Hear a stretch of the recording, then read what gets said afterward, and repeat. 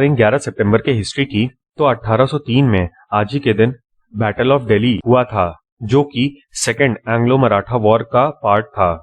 और देखिए ये इसलिए इम्पोर्टेंट है क्योंकि इसी बैटल के बाद दिल्ली का कंट्रोल मराठास से ब्रिटिशर्स को ट्रांसफर हो गया था।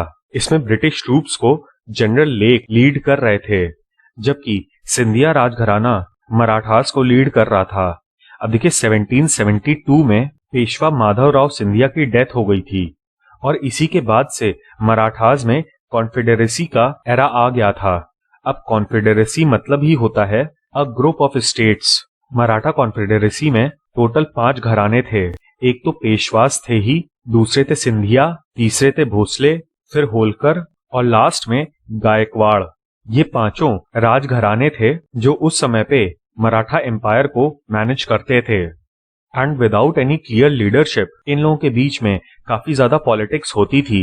यहाँ पर एक और चीज ध्यान रखिएगा कि जो मराठास का एक्सपीरियंस था वो गुरिल्ला वॉरफेयर में था, मतलब कि मारो भागो फिर से मारो। लेकिन हेड टू हेड बैटल में ये लोग अनसक्सेसफुल थे और 1761 में ये लोग इसी चीज की वजह से एक्सपोज हो गए during the third battle of Panipat. और इस बैटल में भी यही हुआ।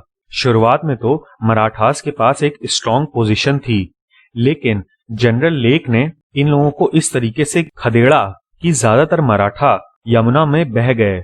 और इसके जस्ट 3 दिन बाद यानी कि 14 सितंबर को दिल्ली का पतन हो गया। अच्छा एक चीज और, उस समय पर दिल्ली पे मराठास राज नहीं कर रहे थे, बल्कि उन्होंने अपना एक पपेट किंग बैठा रखा था। और मराठास की गलती ये भी थी कि शिवाजी और पेशवा बाजीराव के द्वारा जो एडमिनिस्ट्रेटिव रिफॉर्म्स लाए गए थे उनको मराठास ने सिर्फ अपनी होमलैंड तक रखा, बाकी पूरे इंडिया में वो चौथ वसूलते थे, यानी कि एक तरीके का प्रोटेक्शन टैक्स। और गलती इन्होंने ये भी की कि जब मराठास ने अपना इन्फ्लुएंस दिल्ली के आसपास बढ़ाया तो इन्होंने लोकल जाट्स और गुर्जर्स से भी चौथ वसूलना शुरू कर दिया। और आपको पता ही है कि ना कोई इन्वेडर और ना कोई राजा जाट्स और गुर्जर्स को सप्रेस करने में सक्सेसफुल हो पाया है। और लास्टली मराठास ने अपनी नेवी पर भी ध्यान नहीं दिया और ना ही गुजरात और बंगाल के पोर्ट्स को अपने कब्जे में किया, जिसकी वजह से ब्रिटिशर्स आते चले गए इंडिया में। तो अगर आपके सामने एक क्वेश्चन आए for giving the reasons of downfall of Marathas, तो आप इन सारी बातों को ध्यान रखिएगा। इसके बाद 1893 में स्वामी विवेकानंद ने एक आइकॉनिक स्पीच दी थी वर्ल्ड पार्लियामेंट ऑन रिलीजन्स पे, जो कि शिकागो में हेल्ड की जा रही थी। 11 सितंबर के दिन ही ये इवेंट शुरू हुआ था और अपने इंट्रोडक्टरी सेशन में ही स्वामी विवेकानंद ने सामने बैठी ऑडियंस को ब्रदर्स एंड सिस्टर्स कहकर संबोधित किया। अब देखिए इसमें से ज्यादातर बातें तो आपको पता होंगी, बट आज आप ये भी जान लीजिए कि ये वर्ल्ड पार्लियामेंट ऑन रिलीजन्स ये कहां पर हुई थी, मतलब शिकागो की किस जगह में हुई थी।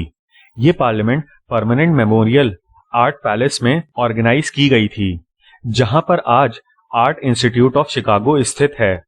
इसके अलावा आज ही के दिन 1906 में महात्मा गांधी ने जोहानिसबर्ग में एक मास गैदरिंग को संबोधित किया था, जो कि इंपीरियल थिएटर में आई थी और लगभग 3000 लोगों ने उस दिन प्लेज किया था टू डिफाइन द लॉ।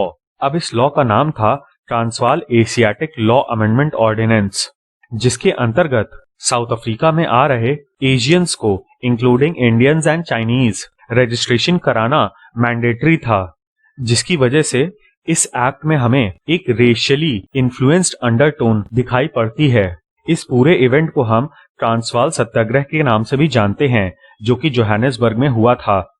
अब मैंने आपको 2 दिन पहले बताया था कि चाइना का इंटरेस्ट किसी समय पे सिक्किम के बॉर्डर पे हुआ करता था और उसी ट्राई जंक्शन को वो टारगेट करते थे। और आज जिसको हम नाथुला पास के नाम से जानते हैं, वहां पर 1967 में इंडिया और चाइना के बीच में क्लैशेस हुए थे।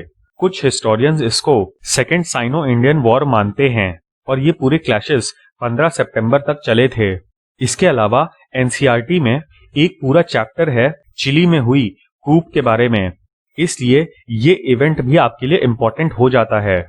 1973 में चिली के उस समय आर्मी हेड अगस्तो पिनोशेट ने तख्ता पलट कर दिया था साल्वाडोर अलांदे की सरकार का।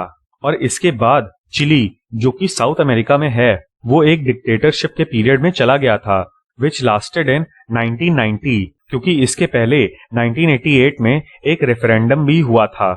अब 2001 में हुए 9/11 के अटैक्स के बारे में आप जानते होंगे, लेकिन आपको मैं ये बता दूं कि इस पूरे अटैक में 4 एयरप्लेन्स इस्तेमाल किए गए थे, जिसमें से हमारा फोकस सिर्फ उन 2 प्लेन्स पे होता है जिन्होंने वर्ल्ड ट्रेड सेंटर को गिराया था। हाउएवर, एक तीसरा प्लेन पेंटागन में जाके क्रैश हो गया था और चौथा प्लेन बिल्कुल ही असफल रहा था, क्योंकि वो एक ओपन फील्ड में गिर गया था इन पेंसिल्वेनिया। तो इस चीज को आप याद रखिएगा। बर्थ्स की बात करें तो 1888 में हेनरी हेरास का जन्म हुआ था इन बार्सिलोना, स्पेन। हाउएवर, इन्होंने अपने जीवन का मेजॉरिटी ऑफ पोर्शन भारत में बिताया था और इनकी डेथ 1955 में इंडिया में ही हुई थी। ये प्रोफेशनली एक प्रीस्ट थे। However, he contributed to archaeology and history. इन्होंने भारत में इंडियन हिस्टोरिकल रिसर्च इंस्टीट्यूट की स्थापना की थी 1926 में। इसके अलावा बॉम्बे हिस्टोरिकल सोसाइटी की भी स्थापना इन्हीं के द्वारा की गई थी और अपने लास्ट डेज में ये इंडियन हिस्ट्री से रिलेटेड कई सारे इनिशिएटिव्स में एक्टिव पार्टिसिपेशन करते थे। 1895 में 11 सितंबर के दिन विनायक नरहरि भावे जी का जन्म हुआ था, जिनको हम पॉपुलरली विनोबा भावे के नाम से जानते हैं। इनको नेशनल टीचर ऑफ इंडिया माना जाता है and he was the spiritual successor of Mohandas Karamchand Gandhi. इसके अलावा ये भूदान मूवमेंट से भी जुड़े हुए थे और इन्होंने अपने जीवन काल में भगवद गीता को भी मराठी में ट्रांसलेट किया था और उसको गीताई नाम दिया था, जिसका लिटरल मतलब है मदर गीता। इसके अलावा 1958 में इनको Ramon Magsaysay award for community leadership से सम्मानित किया गया था, जबकि इनकी डेथ के बाद 1983 में इनको भारत रत्न दिया गया था। लास्ट में बात करें डेथ्स की तो 11 सितंबर 1948 को पाकिस्तान के कायदे आजम मोहम्मद अली जिन्ना का देहांत हो गया था। अब इनके बारे में जितना भी पढ़ा जाए उतना कम है। अच्छा, 1973 में नीम करोली बाबा, जो कि हनुमान जी के डिवोटी थे, उनकी भी डेथ हुई थी।